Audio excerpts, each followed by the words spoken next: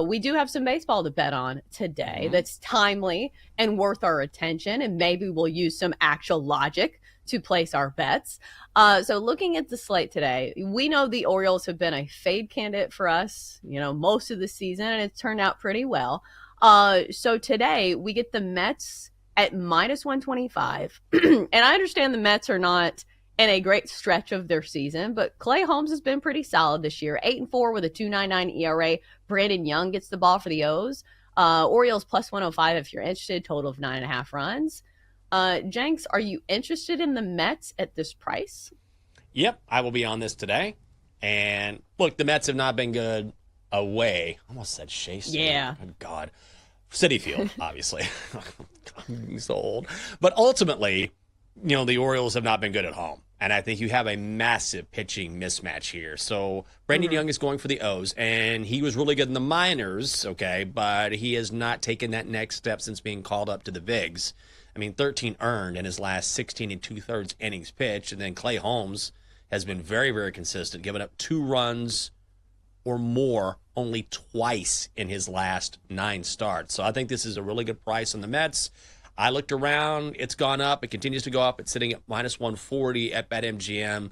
You can still shop around and find it in the minus 130s if you want to save yourself a few pennies there, but I'd be on New York. Yeah, I think that you see this price, you're like, what am I missing? And I think it is because the Mets have been so bad away from home. Like, their home road splits have been so bad that I saw that a host on WIP in Philadelphia was like claiming to need to dig into this issue and be like, how are the Mets so good at home but so bad on the road? Are they doing something at home? I don't necessarily think that's the case, but also something has to give here because it's not like the Orioles have been great at home either. And the Orioles just have not been a good team in general. So something has to give. I think I will take the bargain price on the Mets, who I understand have not been at their best, but they have won 4 of their last 5, despite, everybody saying the sky is falling, all these injuries piling up, which is true, but the Orioles are not good. So I think I will take the lesser of the two evils, and I would go with the Mets at a cheap price at minus 125.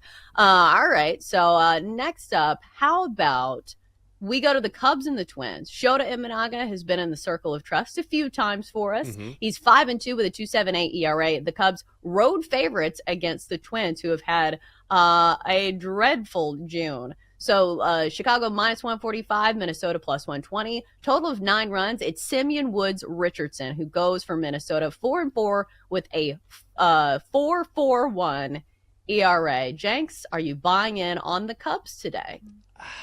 I want to because Shota's going, but Simeon Woods Richardson has been kind of sneaky good over his last few starts. So 1 run or less in 3 of his last 4. His splits are better at home. I'm tempted to go with Shota here because you mentioned the Twins and how dreadful they've been. The Cubs have a huge advantage when it comes to their bats. It almost seems too good to be true, honestly. It seems like this is something that I would jump on, but I'm a little nervous because I think Woods Richardson could possibly match Shota early on. Yeah, I just want to drop this in here. The Twins over the month of June went 12-21, 4th worst record in baseball. It's nowhere near the Nationals going 9-23, but it hasn't been great either. I think it should be mentioned the Yankees went 14-19 in June as well. So the Yankees have been pretty mid, and for the price you're paying on the Yanks, not especially great. Free roll here, Jenks. Is there a game you want to go to next? I'm trying to decide. I'm just so bummed. I want to go back to the Astros. Frankly, I'm just a little pissed, to be honest with you, because Hunter Brown was a little calling peeved. Yesterday. Little peeved off. Little peeved. Just a touch peeved. Because, as we know, I said this at the top of the show, I had Hunter Brown going for the Astros yesterday and shopped around and found it around minus 150, which I thought was a great price against the Guardians because Hunter Brown has been awesome this season. There's a reason why he's one of the favorites to win the Cy Young, and the Astros have won 7 straight starts with Brown on the hill.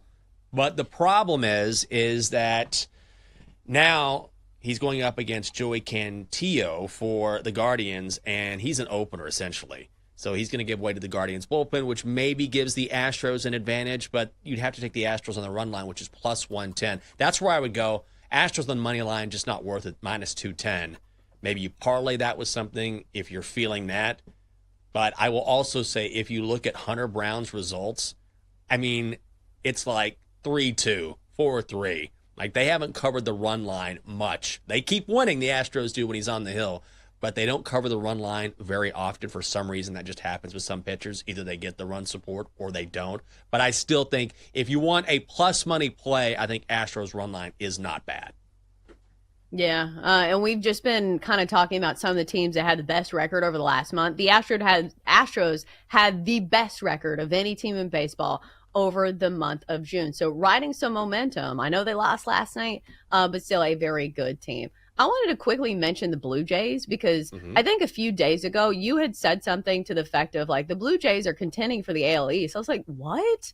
There's no way. But the Blue Jays have been one of the hottest teams in all of baseball. And I saw this yesterday that the most bet team on yesterday on the slate of any team in Major League Baseball was Toronto over the White Sox. So again, we get the Blue Jays and the White Sox facing off in another game of that series. Toronto minus 175, total of 8.5 runs. Chris Bassett, who once was in the circle of trust a few years ago, he's having a decent season, 8-4 with a 4.32 ERA. Aaron Savali goes for the White Sox, 1-5 with a 4.60 ERA.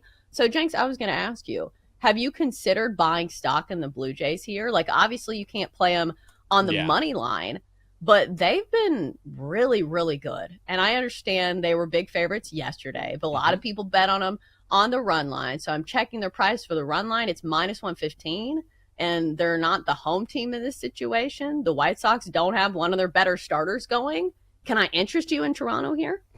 You might be able to talk me into it. I feel like, I don't want to say it, but I kind of feel like I'm due for a cold streak. Like, I feel like it's coming. Like when you have some bad luck. James. I know. I had a good run. I feel like, I don't know. I don't want to say it, but I just said it. It doesn't really matter. Right. I think that's, I mean, you can talk me into it for sure with the way the Blue Jays have been playing. And I still think that even though we're seeing better sort of flock to the Blue Jays, but that doesn't necessarily mean that you still can't find value on them, because ultimately, and I mean this as a compliment, it's still the Blue Jays. So bettors might recognize that, okay, this is a team that's playing really well, kind of under the radar, but you still don't pay a premium necessarily on them because they're not a big name team. It's a Canadian team. So I think there's still value.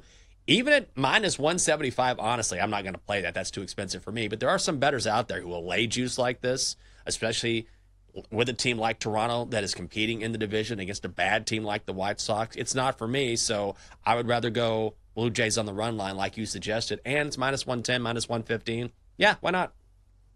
Yeah, I just thought it should be mentioned because I think there are a lot of people out there that still don't realize that the Blue Jays are actually playing good baseball. 9 straight wins for Toronto. And meanwhile, the White Sox, well, they're not a good team. If you look at them overall, their record this season is 30-61. They are not in contention for their division.